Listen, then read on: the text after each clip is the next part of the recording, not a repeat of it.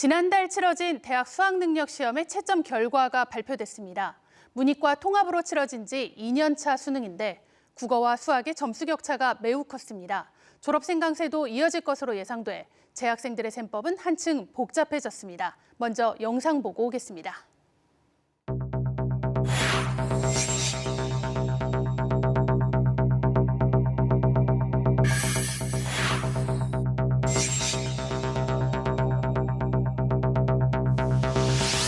저희가 과목 간 표준 점수 최고점 차이가 가능하면 적게 나타나도록 저희가 노력은 하고 있는데 올해 좀 차이가 상대적으로 큰 것으로 보여지고요.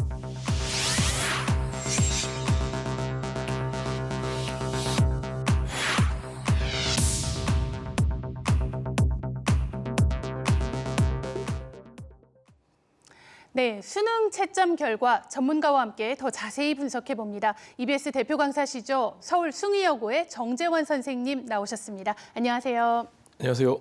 숭의여고 정재원입니다. 네, 선생님, 수능 시점 채점 결과가 발표됐습니다. 일단 국어와 수학 모두 표준 점수 최고점이 지난해보다 내려갔고요. 영어 1등급도 늘었는데요. 전체적인 난이도 어떻게 평가하십니까? 예, 작년에 비하면 전반적인 난이도는 조금 쉬워진 것으로 보입니다. 그러나 수학의 만점자도 좀 감소했고요.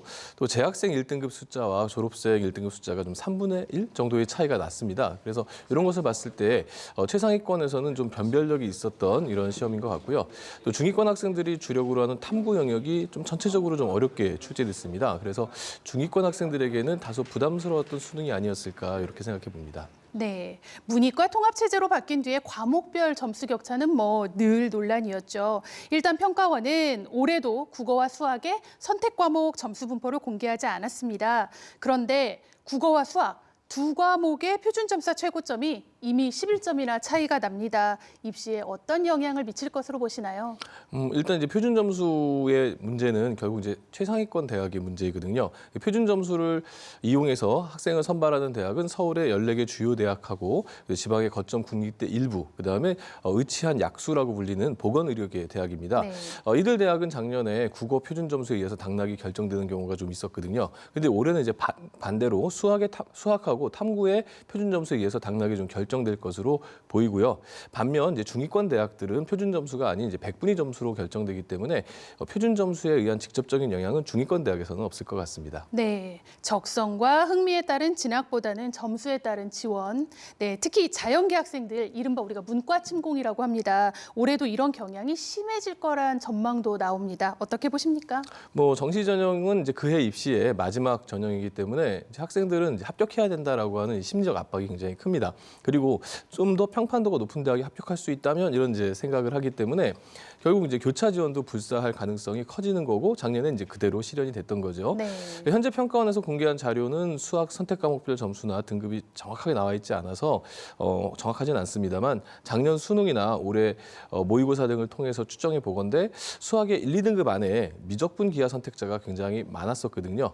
이런 것들을 상기해 본다면 미적분 기하의 응시자의 그 수능 총점이 확률과 통계 응시자의 수능 총점보다 좀 훨씬 높을 것 같습니다. 이렇게 되면 이제 교차의 유혹을 이기기 쉽지 않아 보이고요. 한 30에서 40% 정도는 교차 지원이 이루어지지 않을까 이렇게 생각하고 있습니다. 네, 교차 지원에 이어서 졸업생도 사실 큰 변수입니다. 지난해 성적 분포를 보면요. 재학생과의 표준 점수 평균 격차가 국어와 수학 모두 13점에 달했거든요. 예.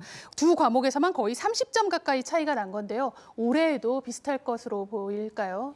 예, 평가원에서 발표한 자료에 따르면 이제 전년도에 비해 격차가 오히려 좀 더 벌어져 있음을 좀 확인할 네. 수 있었습니다. 단순히 이제 학습 양이나 문제풀이 경험에서 이 N수생들이 좀 더 많았기 때문에 오는 차이다 이렇게 이야기할 수도 있겠지만 사실 이렇게만 정리할 수는 없겠고요. 아무래도 최근에 그 재수, N수의 경향이 과거에는 이제 대학을 못 가서 재수를 하는 그런 경우가 네. 많았지만 지금은 대학을 못 가는 것이 아니라 대학을 안 가거나 그렇죠. 아니면 지금 다니고 있는 대학에 만족을 못해서 다시 공부하는 이런 상위권 N수생들이 굉장히 많아졌거든요. 그러다 보니까 이 졸업생들의 점수가 높아질 수밖에 없는 그런 구조가 됐다. 이렇게 보시는 게 좋을 것 같습니다. 네, 그렇다면 재학생들은 입시 계획을 어떻게 짜야 할까요? 일단 수시 모집 발표가 곧 나고요. 정시 모집에서는 3번의 카드가 있습니다. 그렇죠. 우선 이제 자신이 지원하고자 하는 대학을 몇 개 좀 선택을 해야죠. 또 가능성 있는 대학을 좀 선택을 해야 되겠고요.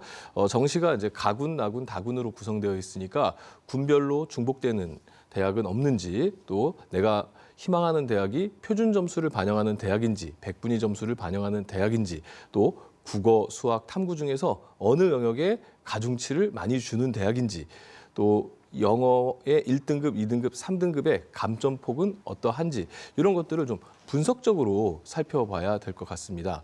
특히 이제 일반 대학의 경우 가나다군 3번의 기회가 있지만 사실은 과학기술원이나 또 산업대 등은 이 군과 상관없이 또 지원이 가능해서 3번 이상의 기회가 있고요. 또 전문대 같은 경우에는 지원 제한이 없습니다. 그래서 수시에 합격하지 않았다면 전문대는 마음껏 원서를 쓸 수 있으니까 이런 제도들을 잘 활용하셔서 응시하면 좋을 것 같습니다. 네, 수험생들의 셈법이 참 복잡해졌습니다. 더 꼼꼼한 입시 전략이 필요해 보입니다. 선생님 오늘 말씀 감사합니다. 감사합니다.